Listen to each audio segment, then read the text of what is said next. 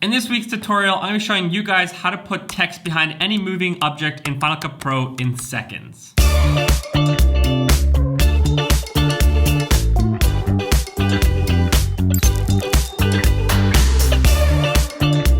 Hey everybody, my name's Teppo. Welcome back to the channel. Hope you're having a great day.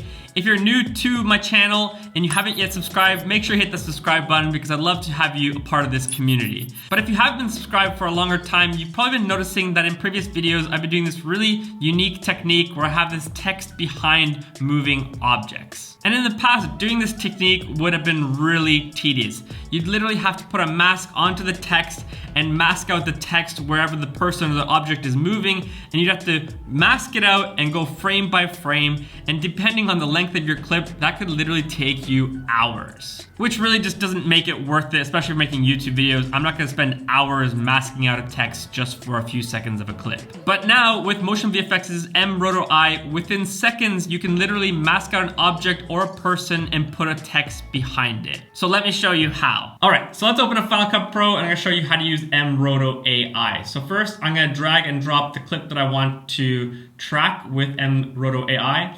And then I'm gonna go and just cut the beginning of what I want and then the end, for example, here. And then we're gonna drag and drop mRoto AI onto the clip. And when you click the effect, this toolbar is gonna be open, and there's 3 buttons that you have here to use. This one allows you to select your object by just doing simple strokes. So I'm just gonna quickly just draw myself. Then mRoto AI is gonna decide on my behalf of what I wanted to select, and look at that, it did it really well. If for some reason there's a part that's missing, for example, like let's say my hand is missing there, you can just drag and brush in again, multiple strokes. And if it's selects something that you don't want, you can click here and then deselect it. So for example, if I don't want the shoes, then I can just go there and deselect it that. But obviously I do want the shoes, so I'm gonna go back and select my shoes. Once we've made the selection, then you can go to track. And make sure when you're gonna go track, go to the beginning of the clip and then press forwards. And it's gonna go frame by frame. Now, this is crazy because back in the day, this literally would have taken hours to go frame by frame, masking myself out in order for me to have text behind me. But this is just flying through the clip, 168 frames, tracked, ready to go. All right, so now we're done. Now we're gonna press Option and click the clip. We're gonna drag a new one on top. And then on this new one, we're gonna go to the selections and we're gonna choose Mask Video, because we only want the mask video on top. Now, just a small little hint, if you are doing this on a clip with talking, make sure that you bring down the audio because you don't want 2 audio tracks on top of each other. I've made this mistake and then you have really loud blown out audio. So make sure that you always bring on one of the tracks, then the audio down. This is a drone clip, so there's no audio. Now, what we can do is we can add a text. So we're gonna go basic text title, and then we're gonna drag into timeline, and you're gonna wanna put it in between the 2 clips. That way, now, when I drag the text behind me, as you can see, I'm on top of the text, and the text is behind, and it's like a part of the scene. Now, the tricky part is to figure out how do you make the text feel like it really fits the scene. And I think that if I just, added here, this was for a video that I made called Financial Mistakes. So, if I was just to add this text like that, and voila, it's done, I just don't feel like it really fits the scene. So what you want to do is you want to take the time to make it feel like the text actually is composed into the shots. So in order to make the text feel like it really fits the scene, I'm going to go, while selecting the text clip, and I'm going to distort, and then I'm going to press that, and now I can, bring it to the shape of the dock. So for example, just gonna tweak a little bit. It looks funny right now when you're doing it, but just some minor tweaking, it's gonna get the job done. So let's do that. Let's bring this back up, this back down. And it's a little bit of playing around.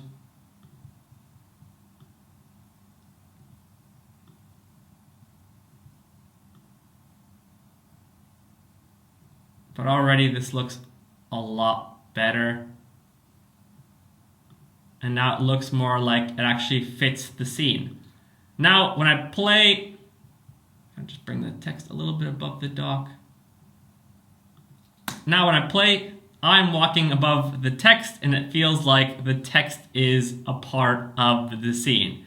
Small little tip, if you do notice that, for example, the mask on the mRoto AI, you need to just tweak a little bit. You can as well tweak the smoothness, the shrink and expand, and the blur. And as well, you can invert the mask. So for example, if you wanted to select the subject, but you want to actually impact the whole background, then you can just press invert mask. So good little tools to use to refine and make your mask perfect. Now that we're done, let's press play and see what it looks like now. So cool. That was literally done in seconds, and I'm able to just walk past the text and make it feel like the text is a part of the scene.